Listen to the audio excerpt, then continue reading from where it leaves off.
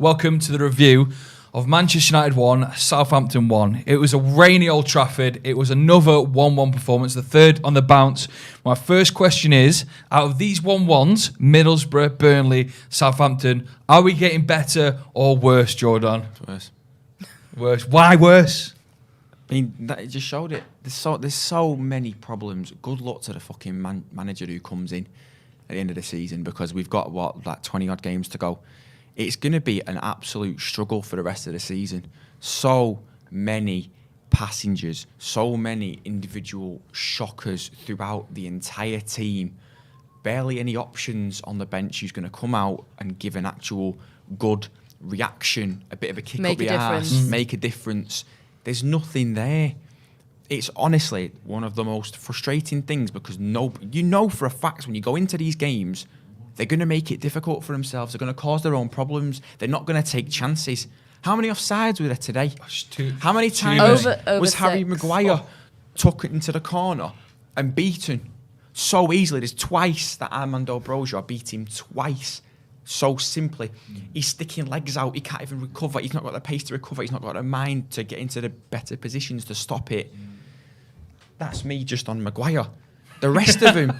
Luke Shaw jogging back when there's counters. Don't piss me off more than what you're doing just because you run up the pitch trying to make a thing. Get back into fucking position. Show some bottle. Show something to try and get the team motivated, because they were 1-0 up at half time. Yeah. And you're thinking, it's going to happen again. You're not confident thinking we're going to go and get another one, because you're offside 4 times. Southampton in the first half. 7 times through the whole game. Through the whole game. 7 offsides. Southampton had 3 chances across the box in the first half where it's been flashed. And they didn't have the centre forwards there. What happens? Whatever Ralph says to him in half time doesn't work, because they go out and score in the first 2-3 minutes of the second half. I genuinely don't know where we're going. I don't know what the game plan is. I don't know what the tactics are. I have absolutely no idea where we're going. Yeah, indeed. No idea. Just got into it. I didn't introduce myself. I'm Joe. That is Jordan, and that is Ange. And we've just been doing the watch along, so we've sat through it with most of you, but it's now time to delve into it. Ange, your thoughts on that 1-1? Just frustrating. I mean, looking at those stats on the screen, how are you having 8 shots on target and you have got 1 goal to show for it? Yeah, it's not good, is it? It's a disgrace. The offsides we talked about, 7 offsides in a game of football. Not good enough. No.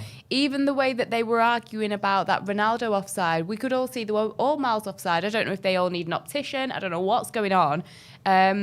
But yeah, it's just the same thing. You just feel like you're on the same merry-go-round constantly, in that you can literally predict the path of a game, in that you're having a first half that's mediocre, you're not feeling too nervy, it's just kind of, ticking the boxes that need to be ticked. You're getting a goal maybe, you're then going into the second half. Within 10 minutes you've conceded, there is just no way of bouncing back. And it is literally like the same thing is happening week in, week out. Like you said, 3 1-1s on the bounce. And like you say, it doesn't look like things are getting better. You would really like to hope that after that Middlesbrough game, which, on paper is humiliating, Humiliating? Well, on screen it was humiliating as well, but to look at that result, no matter how well Middlesbrough may or may not have played, it was embarrassing, it was humiliating, and you are looking for a response from these players. And we talked about it in the watch-along before kick-off about winning mentality and having that ethic, and it just seems to be lost. The players' heads didn't seem right. There was petty arguing, petty scrapping on the pitch. We don't have time to mess about like that. We're in 5th. Yeah. Top 4 is slipping further and further from our grasp.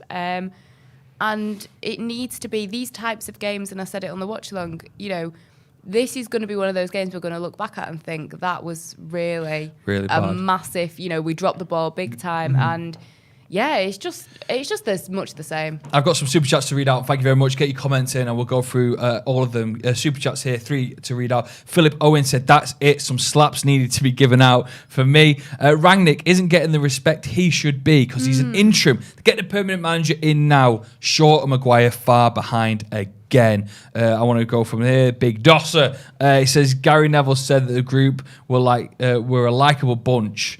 I absolutely despise this group of players, you know. There's nobody bar David De Gea who seems to lose sleep if they don't get the victory. I see what he's saying there. The players' attitudes are rubbish.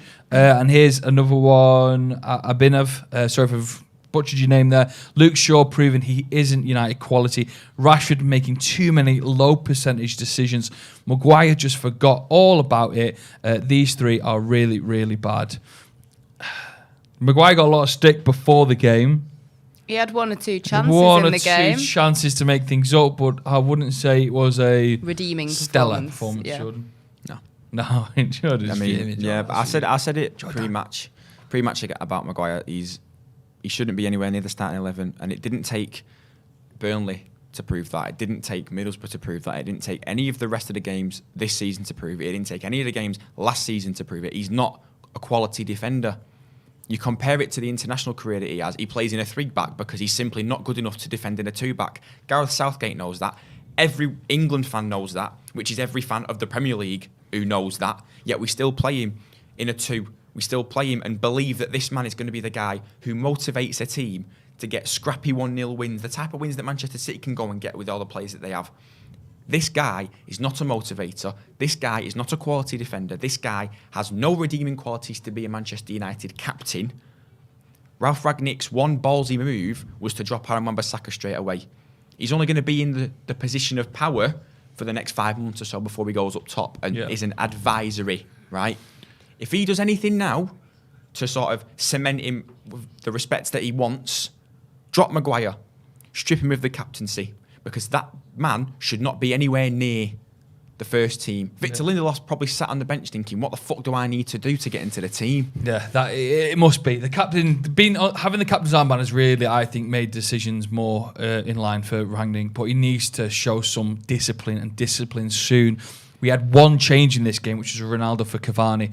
Ronaldo needs to come in some criticism. I think he was poor this game. His touches were poor. He had an excellent one-on-one with an open goal, and he missed it. And he just looked like he was off the touch a bit. So you got to criticise Ronaldo. Rashford again. There was just certain things that just didn't seem to fit well. What I'm seeing in the comment section and seeing over Twitter is more that people fell out of love with Ollie. But now people are falling out with individual players and really falling out with their attitudes towards the club. Like putting their head down, not looking like they are sorry or remorseful for their bad performances. It looks like the tide is turning and people starting to realise that actually maybe the managers can only do so much. They come into a toxic squad. Yeah. Because these players are all individuals. None of them are playing together. They're not, I'm sorry, they haven't got that group mentality of, right, I know that if I screw up, this guy's going to help me out because we both want to win it as much as each other. There's probably one guy, maybe 2 guys who have that sort of winning mentality that United used to have in those fantastic teams that we had in 2008 and 99 and all. That's probably Ronaldo and Varane, arguably. And he's barely even playing games. There's no one in the team who can grab him by the scruff of the neck and go, you need to fucking do more. You need to do more for this team to make sure we get wins, because if we lose, it's simply not good enough. If we lose, it's not an option. We simply cannot. And we drew the game today. But how far away are we going to be from the top 4 if other teams now around us take advantage? This was supposed to be another favourable set of games going up to the derby and then Liverpool, Spurs, Leicester. That 4, Atletico Madrid in there as well. They're going to bend us over. Think about the teams who we're dropping points against. Borough in the Championship, 7th or 8th. Burnley, shocking, fighting for survival. Newcastle. Southampton, better, but the team on paper, we said Ange pre-match, on paper, that front 5 should be any team in the world. It's mad, isn't it? Right, here's some quick fire super chats. Sean says Ronaldo should be dropped as well as Maguire. Would you agree? Yeah, at the end of the day, Ronaldo has not delivered. You used to see him maybe have 1 or 2 shaky games, but it seems to be quite consistent. not going to sit here and go like too much into it. But I wouldn't. The only thing is who you're going to bring in, obviously. But yeah. Duncan says, don't like talking transfers now, but this is the reason we need to go all out for Rice. Need a captain who can lead by example and control what's going on the pitch. The Anthony says the board must be forcing Ralph to start Maguire. The only explanation. Marcus is far too old to have failed in this development to his decision making. Basically saying that Rashford's decision making is what's letting him fail at the club. Agreed. Because some of the times you think, why have you done that? Why have you passed it there? Why did you cross too much there? Lingard should be given a go. He's good. Rashford has been quite poor recently. Agreed. If you're going to keep a player, then you may as well play him. That's from Josh. Yeah, we've talked about it a couple of times. I know on previous watch-alongs I've talked about it, about when we have seen teams that Ranić has changed a couple of positions, a couple of players. And, maybe that's the route that he needs to start going back down, as to don't be playing people and just hoping that they're going to come good. That's clearly not working. So why not try and think, right, who's not performed out of this 11, right? Who can I actually drop and bring somebody else in? Rashford not been good enough. 3/4 of a man. I know, and it's not like you can change the entire team, but certain players that over the last couple of games have not been delivering. Maybe it's time that we need to see something a bit more brutal, and it's, the ones that have been pretty bad. Does Ralph look like he's going to do anything brutal in his time? I don't know. I feel like he's got a look of him where I would not want to annoy him, but we're not really seeing that side of him. At Old Trafford on Tuesday, we played Brighton. Mm-hmm. It wouldn't surprise me if we sort of play the same sort of team and we get another sort of draw. What happens then? But at that point, it's like, what's the point in having a manager? Exactly. If you're just going to do the same things, they may as well just manage themselves and decide. How many games we got left? We've got 12 games left. 12 games left, and it doesn't. And something needs to change, and it's pretty depressing at the minute. But who'd you bring in, Joe? Who comes into the team and revitalises it? Exactly. Because you can't bring Wan-Bissaka in because he's pants. Lindelof deserves to come in. The only two players who warrant starting for Manchester United right now are David De Gea and Jadon Sancho. Yeah. They're the only two who warrant starting every single game. Shout out to Sancho today, because I know obviously everybody didn't perform to the best of their ability, but Sancho was the only one, in my opinion anyway, that you actually saw making those runs, trying to create some chances. Obviously, it's great that he got the goal, for him personally, but he was the only one that you saw those.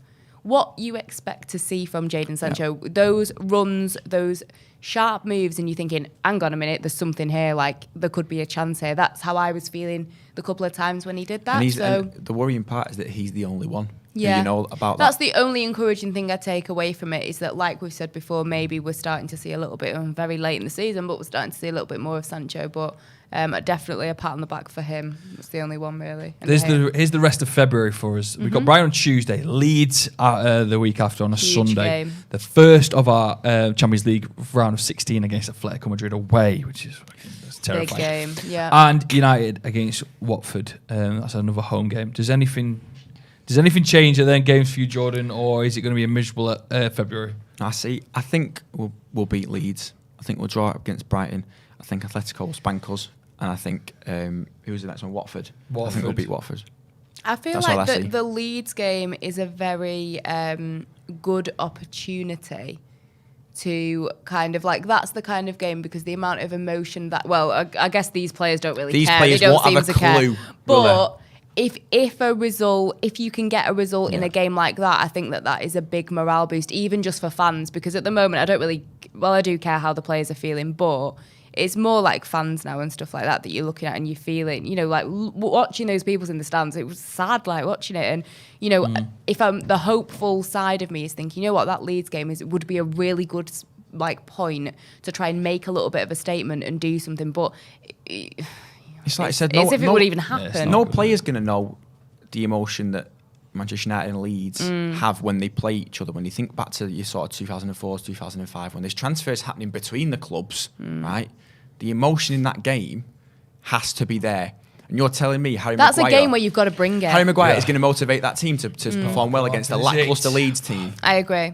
And that's not even the next game. Brighton's the next game, and Graham Potter have got him playing fantastic Maybe football. Graham Potter will prove why he should be the next Man United manager. Who knows? Maybe, who knows? That has been it for the review. I will let you know that fan cams are on their way, and you'll be hearing from some of your Stretford Paddock favourites. McCole outside a wet Old Trafford, getting the sort of general vibe of how United fans are feeling. And judging by you lot in the chat, it's not very good.